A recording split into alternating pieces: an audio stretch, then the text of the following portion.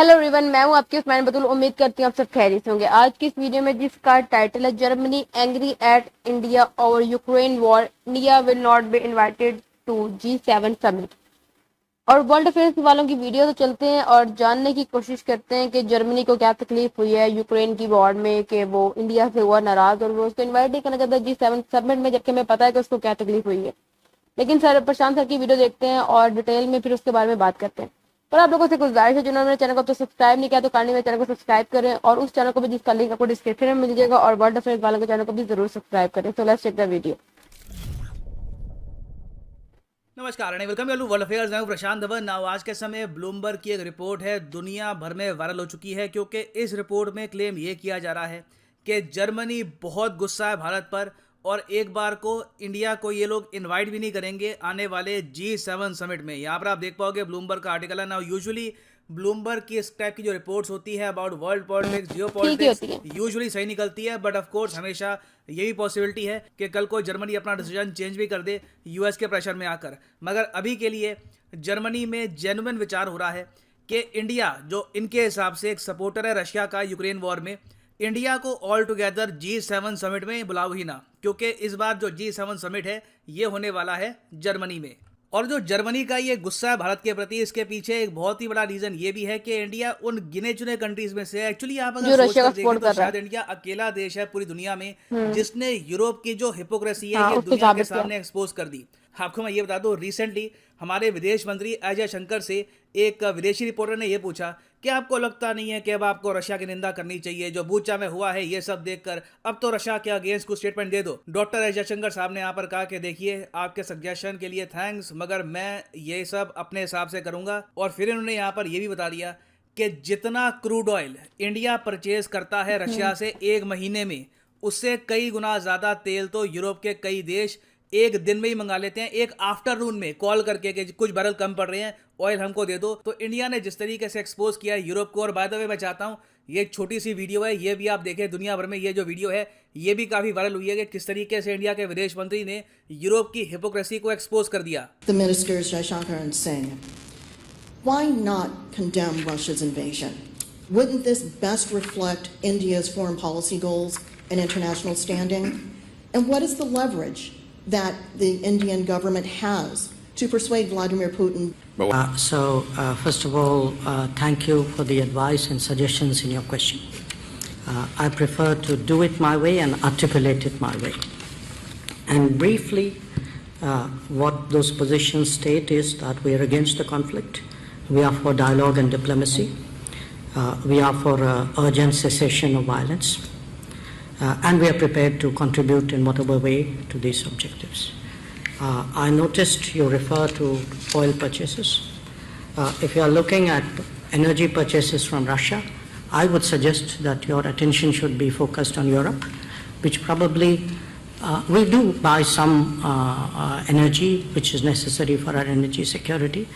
But I suspect, looking at the figures, probably our total purchases for the month would be less than what Europe does in an afternoon. So you might want to think about it. बिल्कुल। We'll turn to Lalit Jha, press. क्या बढ़िया answer दिया है भारत के विदेश मंत्री ने कि अगर आप बात करें मेन फंडिंग की, कि रशिया को फंड कौन कर रहा है जितना महीने में हम खरीदते हैं, तो एक्चुअली जो मेन आप एक पैसा है वो दोपहर यूरोप से में ही आ रहा ले मंगवा है। और लेते हैं। हम लोग तो शांति समझौता चाहते हैं, हम चाहते हैं कि ये वॉर जल्दी से जल्दी रुक जाए। बिल्कुल। ये बात इंडिया ने इतने आर्टिकुलेट तरीके से रखी है। अब देखिए, एक होता है इमरान खान का स्टाइल कि बिल्कुल रायता खिला दो, हम गुलाम नहीं है। एस जयशंकर साहब ने कितने प्रॉपर तरीके से जो मेन बात है ये सामने रख दी, इंडिया का जो पक्ष है ये भी क्लियर कर दिया। और ऑब्वियसली देखिए, जर्मनी को इस टाइप की इंडिया की आदत नहीं है। Germany, European countries, even US आप कह लीजिए, इनको यूजुअली आदत यह है कि इंडिया का मीडिया, इनके लोग ज़्यादातर चुप सही हो जाते हैं। हम इन पे जो आरोप लगा दे लग जाएंगे। हम अपनी पब्लिक को भी ये बोल सकते हैं कि देखिए, ये रशिया जो भी कर रहा है यूक्रेन में, इसके पीछे मेन रीज़न यही है कि इंडिया चाइना इनको सपोर्ट करते हैं। हम तो यूक्रेन को सपोर्ट करने को तैयार हैं। इससे जो ये इनकी आम जनता है उनको भी एक मैसेज सेंड करते हैं कि we are the good guys. मगर इंडिया बार बार ये जो हिपोक्रेसी है यूरोप की, इसको रिमूव करके रियल जो फेस है, रियल जो फैक्ट्स हैं, ये रख रहा है दुनिया के सामने। तो जर्मनी कहीं ना कहीं फ्रस्ट्रेटेड होगा, और कोई बड़ी बात नहीं है कि इस बार G7 समिट में ये हमको बुलाए भी ना।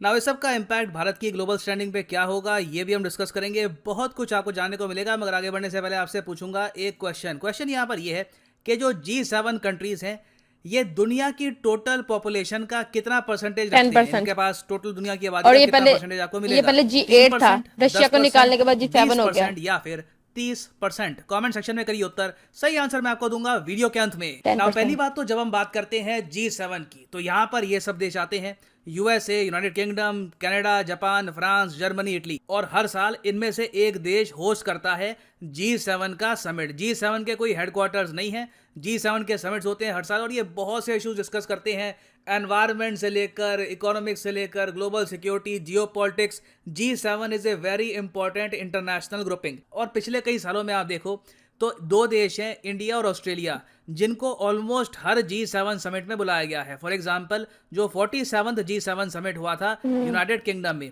यहाँ पर मोदी जी को इनवाइट किया गया, स्कॉट मॉरिसन भी यहाँ पर आए। फिर उससे पहले आप जाओगे 46 समिट, ये कोविड की वजह से कैंसिल, यूएसए में होता है समिट। फिर जो 45th G7 समिट था फ्रांस में, यहाँ पर मोदी जी गए थे। और इससे पहले आप देखोगे बहुत से G7 समिट्स में पीएम मोदी जा चुके हैं। इससे इंडिया का जो ओवरऑल ग्लोबल स्टैचर है ये भी काफी हद तक बड़ा है। अब यहाँ पर आप पूछेंगे मगर G7 कंट्रीज यूक्रेन के इशू को लेकर इतनी इन्वॉल्व होंगी? तो इसका आंसर है हाँ, बिल्कुल होंगी। और मैं आपको ये बता दूं कि जब 2014 में रशिया ने क्राइमिया हथिया लिया था यूक्रेन से, उस वक्त G7 हुआ करता था G8, तो सब कंट्रीज ने मिलकर रशिया को निकाल दिया तो G8 हो गया G7। तो इससे आप समझ सकते हैं कि यूक्रेन के इशू को लेकर ये लोग रशिया को ऑल टुगेदर ग्रुप से निकाल चुके हैं। यूरोप की सेफ्टी, यूरोप की सिक्योरिटी एक बहुत ही बड़ी प्रायोरिटी है G7 की। तो कोई सरप्राइज की बात नहीं है कि जर्मनी आज के समय जेन्युइनली सोच रहा है कि इंडिया एक ऐसा देश जो ओपनली रशिया के अगेंस्ट स्टेटमेंट नहीं देता, ये नहीं कहता कि रशिया की इन्वेजन हो रही है यूक्रेन पर, एक ऐसे देश को क्या इनको इनवाइट करना चाहिए या फिर नहीं। और अगर यहाँ पे आप सोच रहे हैं कि ये जो डिसीजन है सिर्फ जर्मनी लेगा, तो देखिए वैसे रूल्स तो ये कहते हैं कि जो होस्ट कंट्री है G7 का, फॉर एग्जांपल 2022 में जो ये समिट होगा ये होस्ट करेगा जर्मनी, फिर उसके बाद 2023 में होस्ट करेगा जापान। तो जो भी होस्ट कंट्री होता है ये डिसाइड करता है कि कौन से कंट्रीज को ये लोग इनवाइट करेंगे एज स्पेशल गेस्ट। मगर यूएस का देखिए प्रभाव आपको यहाँ पर भी दिखेगा। अगर एक बार को इंडिया को अटेंड करना ही हुआ ना ये समिट, इंडिया सीधा यूएस से बात कर सकता है और यूएस के प्रेशर के अंडर आकर जर्मनी एक बार को अलाउ भी कर देगा कि हाँ ठीक है इंडिया अटेंड कर सकता है समिट को। मगर एक पॉसिबिलिटी ये भी है कि जर्मनी अपने पर्सनल इंटरेस्ट में जो एशियन कंट्रीज हैं इनको ब्लेम करके इंडिया को इनवाइट ना भी करे इस समिट में, क्योंकि जर्मनी में एक बहुत ही बड़ा गिल्ट ये है कि रशिया के 40% जो ऑयल के एक्सपोर्ट्स हैं ये जाते हैं जर्मनी में। जर्मनी की सरकार, इनका मीडिया बड़ी कोशिश करता है कि ये जो अगली फैक्ट है इनकी जनता तक ना पहुंचे। तो एक बार को ये बार ढकने के लिए ये इंडिया को भी ब्लेम कर देंगे और हो सकता है कि जर्मनी एक बार को यूएस को भी कह दें कि प्लीज इस बार इंडिया को रहने दीजिए। एक अब मैसेज सेंड करते हैं कि जो देश रशिया की निंदा नहीं करेगा उस कंट्री को हम इन्वाइट भी नहीं करेंगे इंटरनेशनल ग्रुपिंग्स में। और जर्मनी का जो ये दोगलापन है, जो इनकी हिपोक्रेसी है, ये यहाँ पर भी खत्म नहीं होती। आपको याद रखना होगा, मैं ये बात फिर से रिपीट करूंगा, जर्मनी ने ही 2008 में यूक्रेन की जो मेंबरशिप थी नेटो को ये ब्लॉक कर दी थी। अगर 2008 में ही यूक्रेन बन जाता नेटो का मेंबर, तो जो भी हो रहा है ये सब ना हुआ होता। ना इंडिया के पर्सपेक्टिव से आप अगर देखें तो हम लोग डेफिनेटली चाहेंगे कि कंटिन्यूटी रहे। हाँ, मगर मान के चलो कि अगर इंडिया को ये लोग इनवाइट नहीं करते तब इंडिया के लिए एक डिसीजन लेना काफी आसान हो जाएगा। क्योंकि देखो जो ये G7 समिट है जर्मनी का 48 G7 समिट, ये होगा मोस्ट प्रोबेबली 26 से लेकर 28 जून 2022 में। इसके कुछ महीनों बाद होगा ब्रिक्स का समिट। ना पीएम मोदी विचार कर रहे थे कि ब्रिक्स के समिट को अटेंड करे या ना करे, मगर एक बार जर्मनी ये बात डिक्लेयर कर दे कि इंडिया को इन्वाइट नहीं करेंगे G7 समिट में, तब इंडिया आराम से ब्रिक्स कंट्रीज के समिट को अटेंड कर सकता है बिना किसी ग्लोबल प्रेशर के। क्योंकि इंडिया ओपनली कह देगा कि जब आप G7 समिट में हमको इन्वाइट नहीं करेंगे तो what do you expect us to do.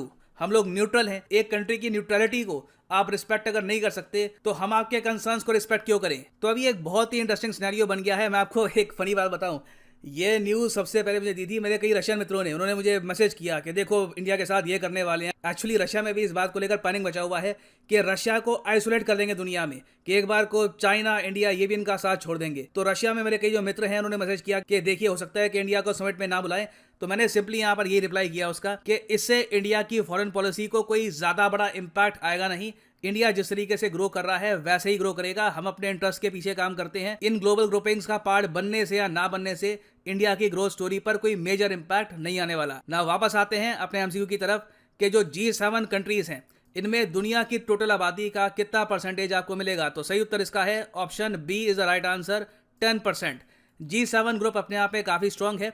इनकी सबसे पहले मीटिंग हुई थी 1975 में। दुनिया की 40% जो जीडीपी है ये आपको G7 कंट्रीज में मिलेगी, मगर आबादी के हिसाब से आप अगर देखो तो सिर्फ दुनिया की 10% आबादी आपको मिलेगी इन G7। एंड फाइनली यहाँ पर मैं ये भी ऐड कर दूं कि अनअकैडमी का जो भी काफी डिटेल वीडियो थी, हमने वीडियो को पूरा डिटेल में जानने की कोशिश की। अब सवाल ये है कि इस दफा की जो G7 मीटिंग है ना वो होस्ट करेगा जर्मनी, और जर्मनी ये चाहता है कि इंडिया जो है ना वो फ्रंट पे आके ना रशिया की जो है ना वो आलोचना, इनके मतलब उसको गलत कहे कि जो रशिया ने जो किया ना वो गलत किया, ठीक है।